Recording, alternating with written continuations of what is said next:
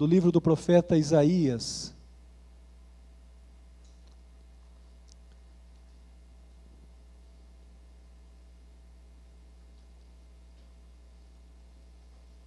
Isaías capítulo 38.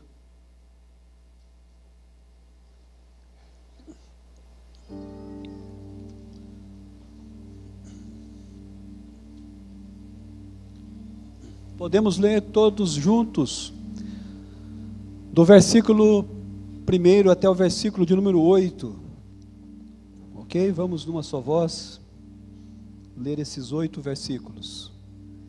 Podemos então começar, 1, 2, 3. Naqueles dias, Ezequiel 2, de uma filha, com ele o profeta Isaías. Assim diz o Senhor: põe em ordem a tua casa.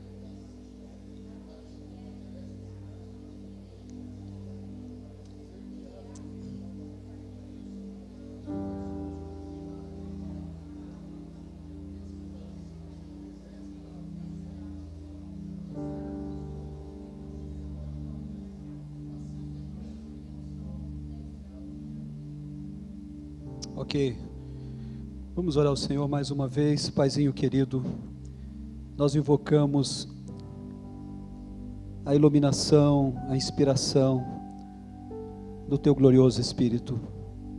Fale conosco nesta manhã. Jesus, ministra e edifica os nossos corações, para a glória do nome do Senhor Jesus, nós oramos, agradecidos. Amém.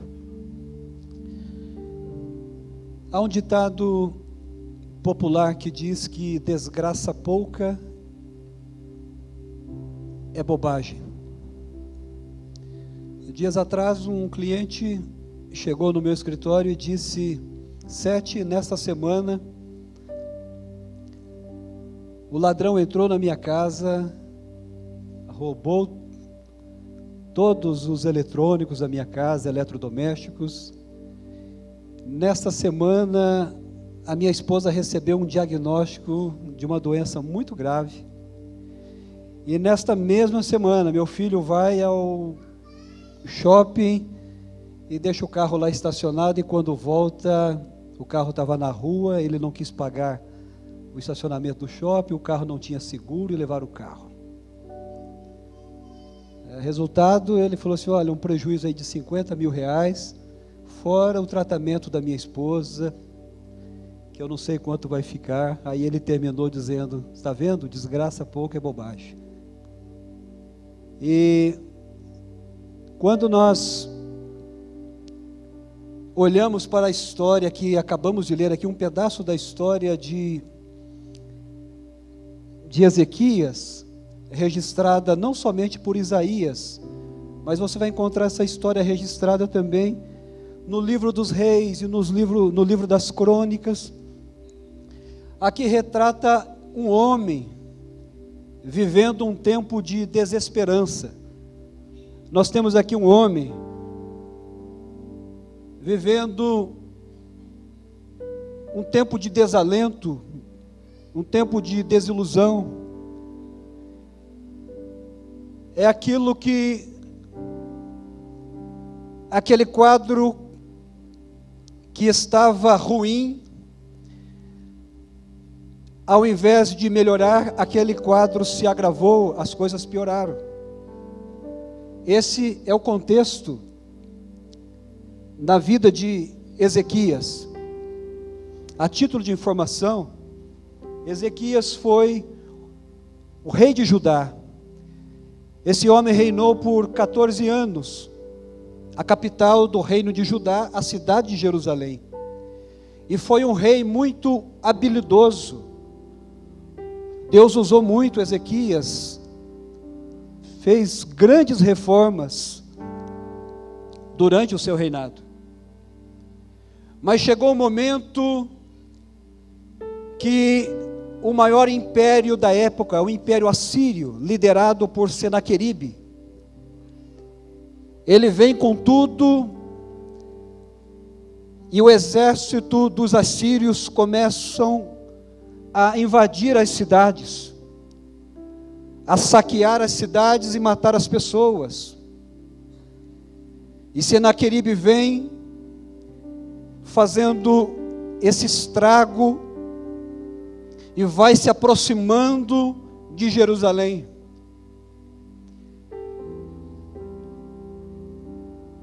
E quando ele se depara com a cidade de Jerusalém, ele exige que o reino de Judá, que Ezequias pagasse uma espécie de suborno.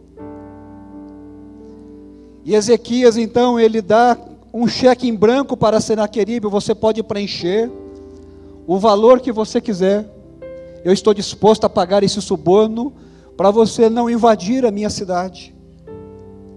É como você, meu irmão, minha irmã, tivesse que pagar para o ladrão não entrar na sua casa, todo mês, pagar ali um pedágio, uma taxa para o ladrão não invadir a sua casa. Era isso que Ezequias fez nessa ocasião. E aí Senaqueribe preencheu esse cheque: eu quero 11 toneladas de ouro, eu quero tantas toneladas de prata.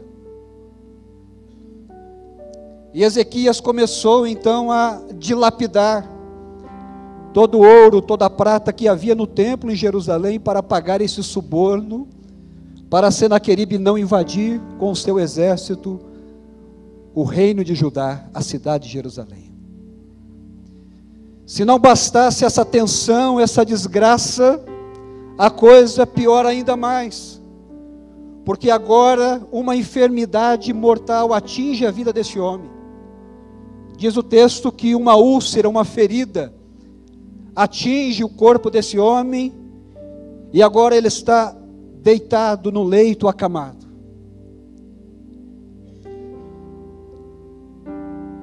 Mas aí ele recebe lá no seu palácio a visita pastoral do profeta Isaías. Talvez esperava Ezequias receber uma boa notícia do servo de Deus, mas aí as coisas se agravam mais ainda.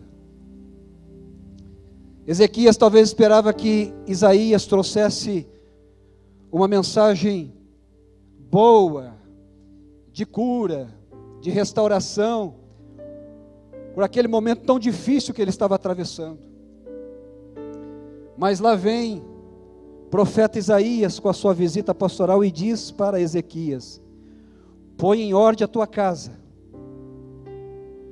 põe em ordem as coisas do seu reino, prepare um sucessor, porque você não vai sarar dessa doença, você vai morrer.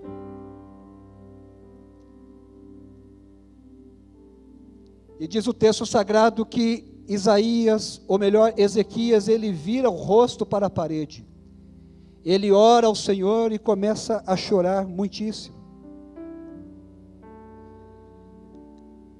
Alguém aqui já recebeu uma visita pastoral assim?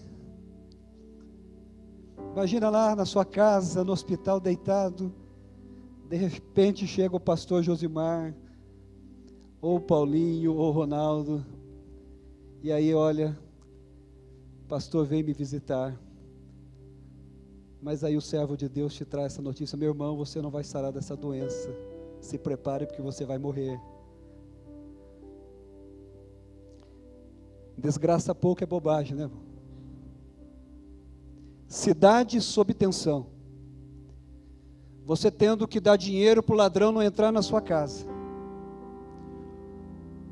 o povo sob ameaça, Vem uma doença, joga o principal líder, o rei, numa cama, e aí vem o servo de Deus e dá essa notícia.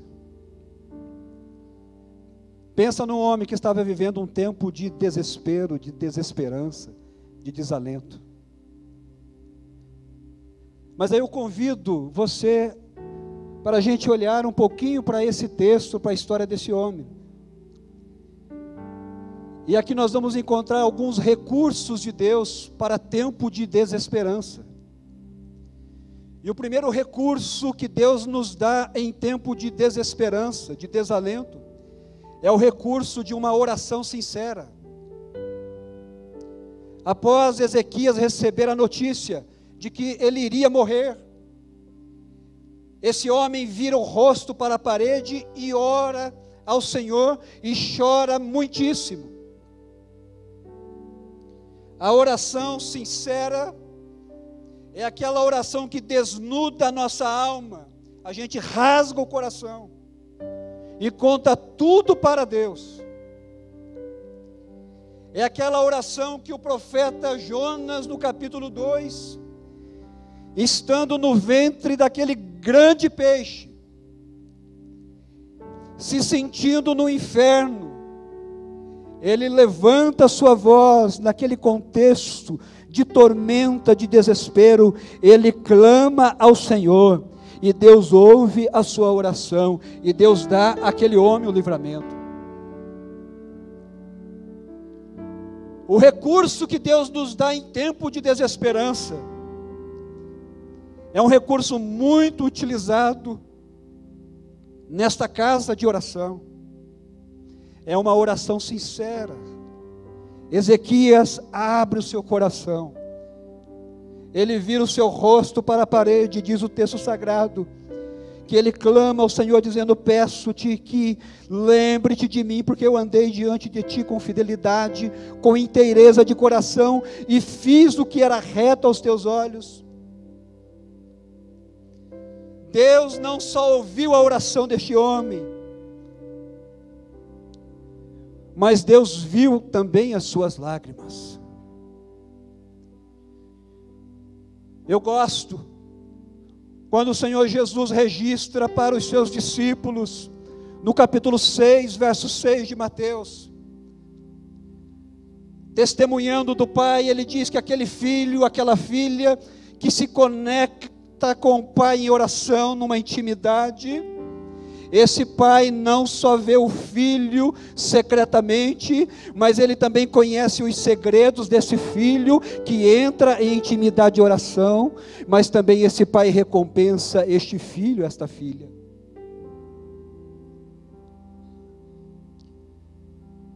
Davi usou esse recurso extraordinário, o recurso de uma oração sincera. Quando lá no capítulo, ou melhor, no Salmo 54, ele registra uma de suas orações mais apertadas, diante da perseguição de um rei sanguinário, chamado Saul, aquele homem que tentava de qualquer forma apanhar o rei Davi, tentava matá-lo. E aquele homem registra no Salmo de número 54, uma de suas orações. E ele diz assim, ele clama ao Senhor por justiça, ele rasga o seu coração a Deus, e Deus responde, não permitindo que Saul o prendesse. O servo do Senhor Jesus Cristo, chamado Tiago, num texto muito conhecido no capítulo 5, ele registra uma das verdades que tem mudado a história do cristianismo, que a oração feita por qualquer um de nós aqui, que se posiciona de forma justa diante de Deus, ela pode muito em seus efeitos. Primeiro recurso que Deus nos dá em tempo de desesperança é o recurso de uma oração sincera. O segundo recurso, nós encontramos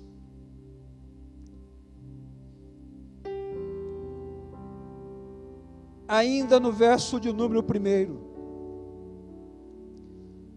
O segundo recurso que Deus nos dá em tempo de desesperança, meus irmãos, são os seus servos. O profeta Isaías, filho de Amós, foi o servo escolhido por Deus para falar com Ezequias. E quando nós olhamos para a história da igreja registrada no livro de Atos, lá no capítulo 9, nós encontramos Deus levantando um de seus servos, chamado Ananias, morador da cidade de Damasco. E Deus arregimenta aquele homem para ir à casa de uma rua chamada Direita, onde estava hospedado um homem chamado Saulo. E Ananias se dispõe e vai àquela casa, e chegando lá, ele impõe as suas mãos sobre Saulo. Saulo é curado de uma cegueira, e naquele momento o Espírito Santo de Deus se apodera da vida de Saulo. Um recurso maravilhoso e importantíssimo que Deus nos dá em tempo de desesperança são os seus servos. Há 24 anos, recém-casado, numa tarde de sábado, uma tristeza invade meu coração, uma angústia começa a me apertar, e eu começo a chorar muito. Mas de repente, um servo de Deus, pastor Valdemar Ribeiro, bate palma na minha casa, e ele traz um presente, um embrulho, meia dúzia de pratos. Tinha casado por aqueles dias, e eu limpei meus olhos, abri a porta, aquele homem entregou aquele presente. Mas o que me chamou a atenção naquele dia foi quando aquele homem ministrou uma palavra de oração sobre a minha vida. Toda aquela angústia, todo aquele aperto no coração saiu, porque um dos recursos que Deus usa nos momentos de desespero e desesperança são os seus servos. Mas quando eu olho para esse texto, meus irmãos, eu encontro o terceiro recurso que Deus nos dá em tempo de desesperança. É a sua palavra. Antes do profeta Isaías sair daquele palácio, Deus ouviu a oração de Ezequias e viu as suas lágrimas. E Deus pede para que Isaías volte e leve uma palavra para aquele homem. E quando a palavra de Deus foi liberada naquele quarto, a sorte de Ezequias começou a mudar. Quando a palavra de Deus foi liberada diante daquele homem, aquela doença não o mataria mais. Deus deu àquele homem mais 15 anos de vida. Isaías tinha 49 anos de idade. Deus deu a ele mais 15 anos. Quando a palavra de Deus é ministrada pela boca de um servo ou de uma serva dele, essa palavra, querido, jamais volta vazia, mas diz as Escrituras Sagradas que ela prosperará naquilo para o qual foi designada. E eu gosto daquela passagem de quando Jesus entra em Cafarnaum. Um militar que comandava 100 homens, ele entendeu que a palavra de Jesus liberada seria mais penetrante do que a espada que aquele comandante portava. E ele disse para Jesus: olha, eu tenho um empregado que está muito doente, E eu tenho certeza que se o Senhor liberar uma palavra, o meu criado ficará são. O meu criado ficará curado daquela enfermidade. E naquele momento Jesus libera uma palavra e aquele homem foi curado miraculosamente. O recurso da palavra de Deus é o recurso que está à nossa disposição nesta manhã também, em tempo de desesperança. É gostoso você abrir a palavra de Deus e ler salmos que enchem o seu coração. E me vem à mente o Salmo 46, Deus é o nosso refúgio e fortaleza, socorro bem presente em tempo de desesperança, em hora de angústia. E aí o salmista continua: pelo que não temeremos, ainda que a terra se mude, e ainda que as águas tumultuem, e ainda que os montes se abalem pela sua braveza, há um rio, há um lugar, aleluia, a presença de Deus preparada para mim e para você. Mas o salmista não para por aí, ele diz assim: o Senhor dos exércitos está conosco, o Deus de Jacó é o nosso refúgio. O recurso da palavra de Deus. Eu estava numa reunião como esta.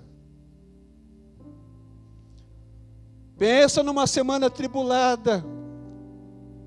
E eu estava sentado no púlpito enquanto o pregador ministrava a palavra de Deus.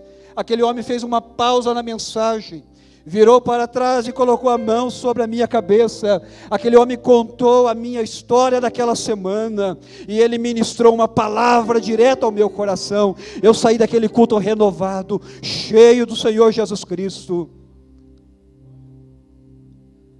A palavra de Deus, quando ela é verbalizada, querido, ela tem poder para mudar pessoas. Paulo, quando escreve para os irmãos de Roma, no capítulo de número 1, e no verso de número 16, ele registra que o Evangelho, a palavra de Deus, ela é poder de Deus, para salvar todo aquele que nele crê. Os nossos antepassados, que começaram o movimento pentecostal na sua simplicidade, sem muito conhecimento teológico, mas homens e mulheres cheios do Espírito Santo no início do século 20. Esses homens proferiram a palavra de Deus por todos os rincões do nosso país e fora desse país. Uma mensagem simples que sintetizava o Evangelho de Jesus, registrado no capítulo 3, verso 16 do Evangelho de João. E aqueles homens bradavam: só Jesus salva, só Jesus cura, só Jesus liberta, só Jesus leva o homem para o céu. E Deus foi salvando almas, Deus foi levantando homens e mulheres nesse Brasil e fora desse Brasil, porque esses homens, eles verbalizaram a palavra de Deus. Louvado seja o nome do Senhor Jesus Cristo.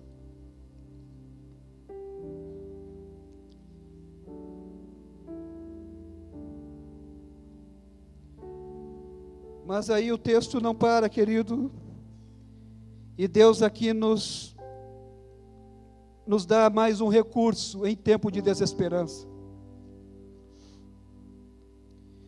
E esse recurso são os seus sinais. Se nós recorrermos ao texto paralelo a este, lá no capítulo 20 do livro dos Reis, mais precisamente no segundo livro, nós vamos encontrar ali este mesmo fato sendo narrado. Deus empenha a sua palavra, Deus decreta o milagre, mas o milagre não acontece de forma imediata. Deus fala para Isaías: Volta lá. Eu tenho uma palavra para Ezequias. Eu mudei de ideia. Diga para ele que eu vou curar essa doença. E vou dar a ele mais 15 anos de vida. Isaías volta e dá esse recado para Ezequias. Deus vai curar você, Ezequias.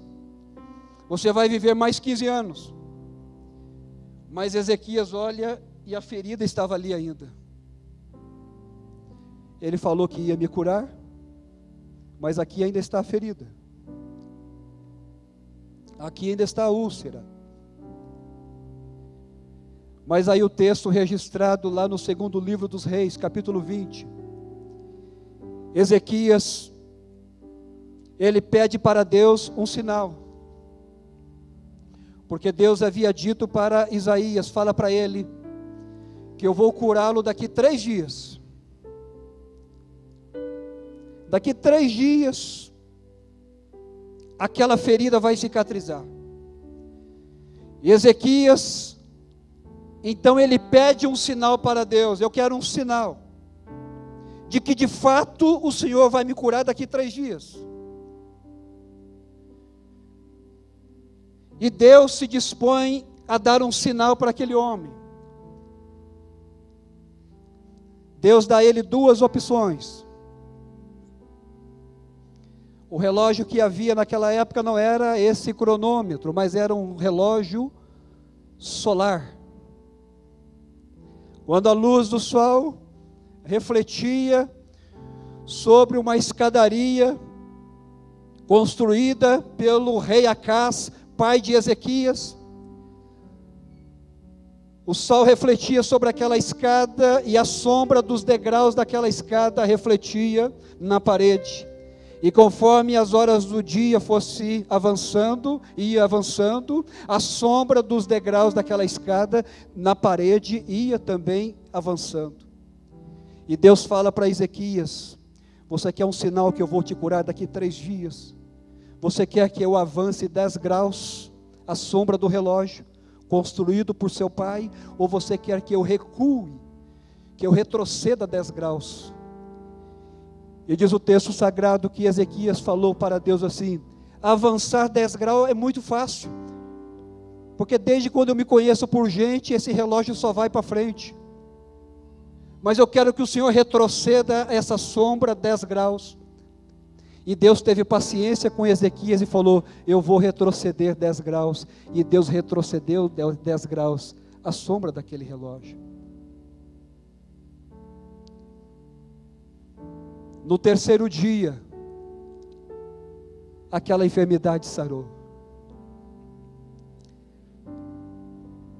Deus fala para Ezequias, para Isaías, pede para Ezequias fazer uma pasta de figo, faz ali um plastro, coloca em cima dessa ferida.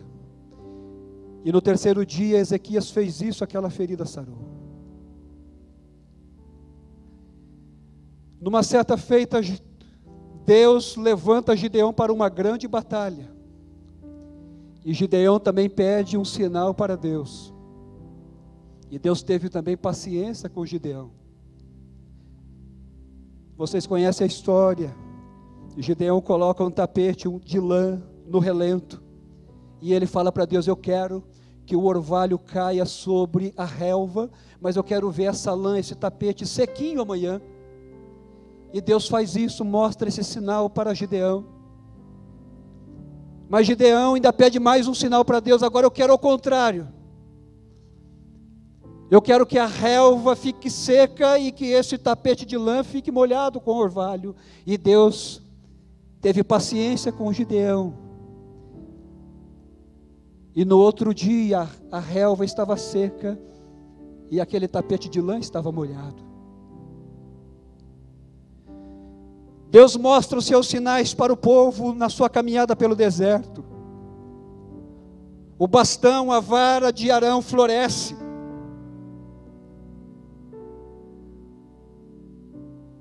E quando Deus toma essa iniciativa, quando Deus se dispõe a mostrar os seus sinais para um filho, para uma filha. Como de fato Ele fez com Ezequias e tantos homens e mulheres. É porque para Deus muito mais importante do que o milagre, queridos, é a nossa caminhada de fé com Ele. Deus se dispôs a mostrar os seus sinais para Ezequias, porque o propósito de Deus ia muito além de curar aquela ferida, aquela doença. O propósito de Deus era forjar a fé de Ezequias. O propósito de Deus era trabalhar no caráter de Ezequias, tornando-o mais maduro, mais experiente. Porque o milagre tem um prazo de validade. O milagre, ele é temporário. Hoje surge uma ferida aqui, eu oro, e Deus cura essa ferida, mas daqui a um tempo surge outra ferida. Mas a nossa caminhada com Deus, não, ela não é temporária. A nossa caminhada com Deus, o propósito é até aquele dia em que nós, como igreja do Senhor, o encontraremos para todo sempre. É por isso que Deus, Ele trata assim com a gente. Talvez Ele já decretou um milagre para você, talvez Deus já determinou a cura, a resolução desse problema. Mas você olha e a ferida ainda está ali. Você olha e a doença ainda está incomodando você. Aquele problema ainda tirando a sua paz. Mas nesta manhã você pode lançar a mão desse recurso. Peça para Deus mostrar os seus sinais para você. Diga para o Senhor: mostra-me os seus sinais, Senhor. Sinalize algo para mim. O Senhor decretou o milagre, mas ainda não aconteceu. Mas é porque Ele quer trabalhar na minha e na sua vida. É porque o Senhor quer trabalhar forjando a nossa fé. Porque o milagre vai acontecer. E Ele quer ver você mais firmado nele, mais confiante nele depois do milagre. Para outros desafios da vida. Deus tinha outros desafios para Ezequias. Curar essa ferida, Ezequias, é muito fácil para mim. Mas eu tenho outros desafios para você. E eu quero preparar você para os desafios futuros, para os enfrentamentos, adversidades futuras. Talvez seja esse, querido, o tempo que Deus exige de nós. Quando nós entendemos que Deus está nesse negócio e Deus vai intervir nesse negócio. Mas por enquanto a intervenção não aconteceu. Por enquanto as coisas continuam do mesmo jeito, a ferida está ali. Mas nós temos um Pai poderoso, disposto a mostrar os seus sinais para nós em tempo de desesperança.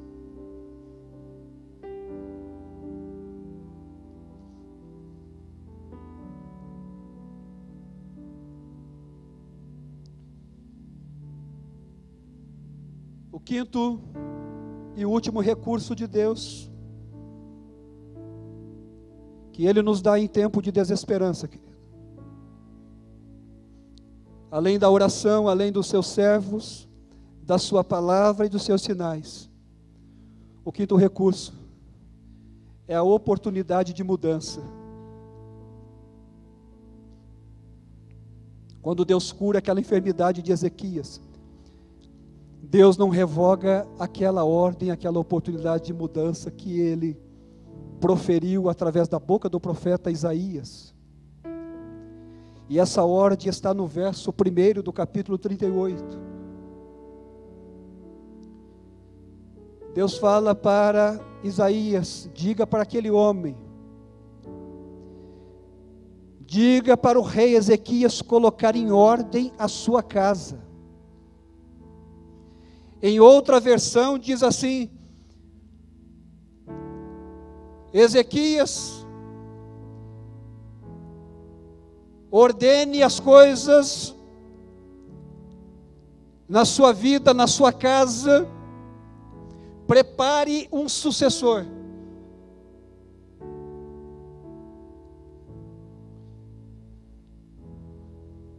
Deus deu a Ezequias oportunidade de mudança, e ele teve 15 anos à frente para entender esse recurso em tempo de desesperança e mudar a história da sua família e do seu sucessor.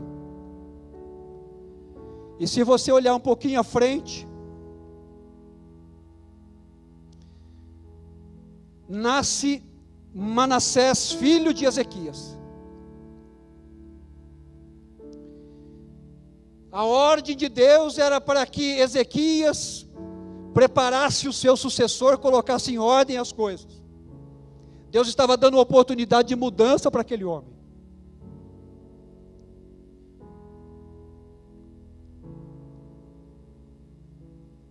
Ezequias morre depois de 15 anos, aos 64 anos de idade. Seu filho Manassés assume o trono de Judá. Toda a reforma que o pai havia feito, toda a idolatria, todo o paganismo que Ezequias tinha banido da terra de Judá, esse filho de Ezequias chamado Manassés, ele introduz toda essa idolatria, ele traz de volta os postes ídolos, ele traz de volta os deuses que o seu pai havia varrido daquela nação. Manassés sacrifica o próprio filho aos deuses. Foi um dos reis mais endemoniados na história de Judá, porque um dia o seu pai não entendeu esse recurso de Deus, a oportunidade de mudar a vida, de mudar, de colocar em ordem as coisas. Deus está nos dando esse recurso hoje. Tempos de apertos. Estamos vivendo tempos angustiantes.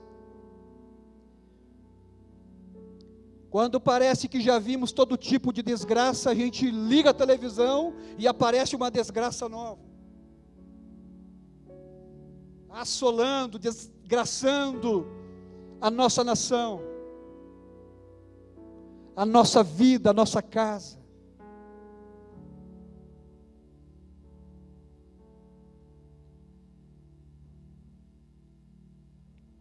Mas nessa manhã, queridos, Deus quer que nós abracemos essa palavra. Em tempo de desesperança, eu também te dou a oportunidade de mudança, meu filho, minha filha.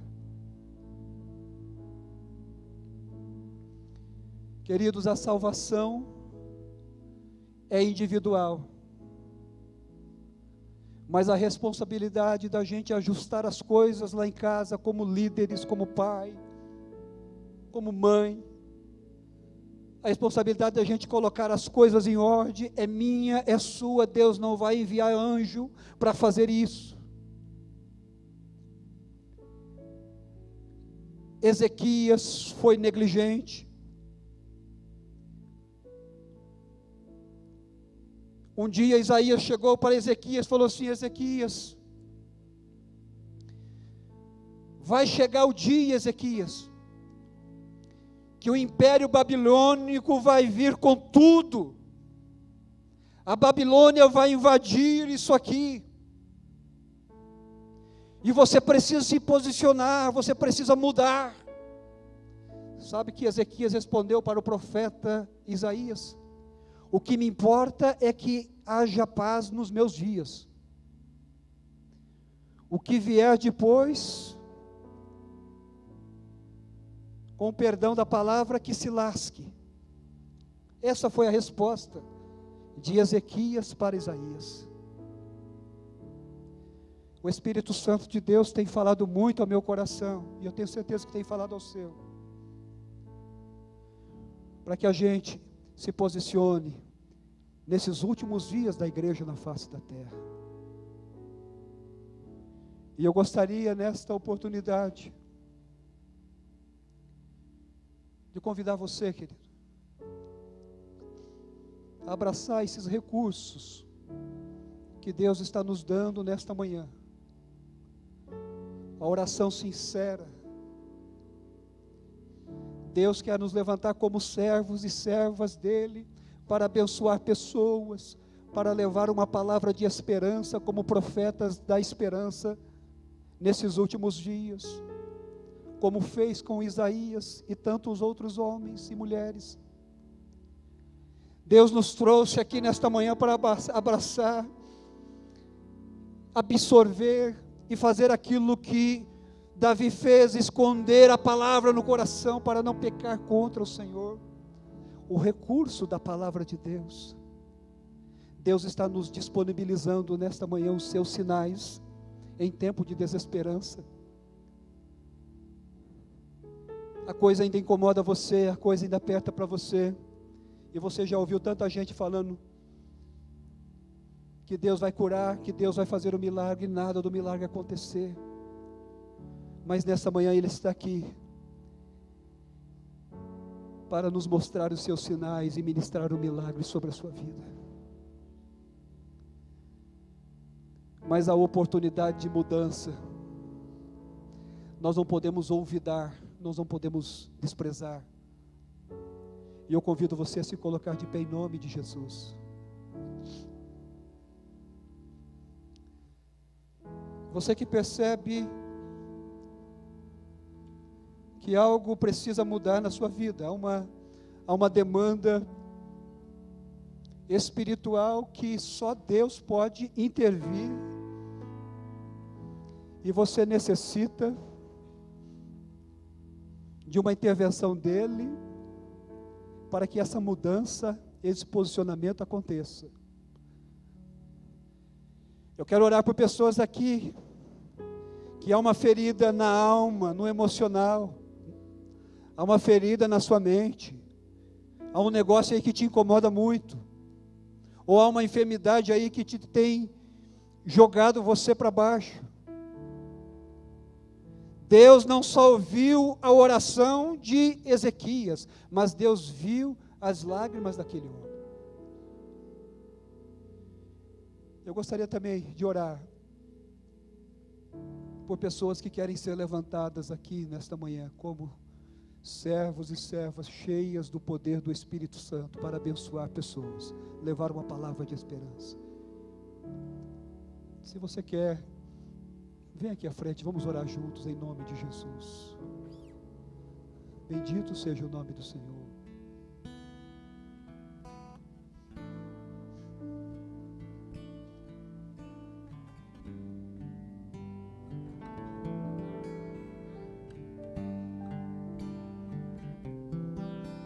Cada vez que a minha fé é provada, Tu me das a chance de crescer um pouco mais nas montanhas e vales, desertos e mares que atravesso me levam pra perto de Ti. Minhas provações não são maiores que o meu Deus, e não vão me impedir de caminhar. Se diante de mim não se abrir o mar, Deus vai me fazer andar por sobre as águas, rompendo em fé. Minha vida se revestirá com Teu poder, rompendo em fé. Com ousadia vou mover o sobrenatural.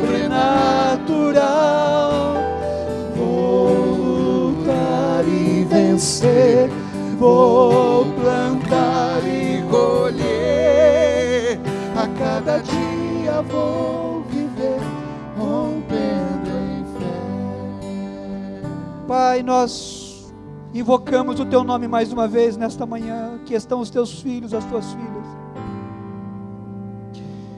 Nós lançamos mão do recurso da oração, de conectarmos a Ti.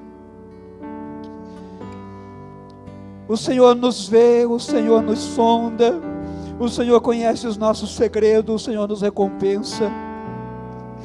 Nós entramos à Tua presença, aos Teus átrios, e rasgamos o nosso coração a Ti nesta hora. Apresentamos ao Senhor as nossas demandas. Ó Deus, coisas que nos afligem, coisas que nos apertam, Senhor amado.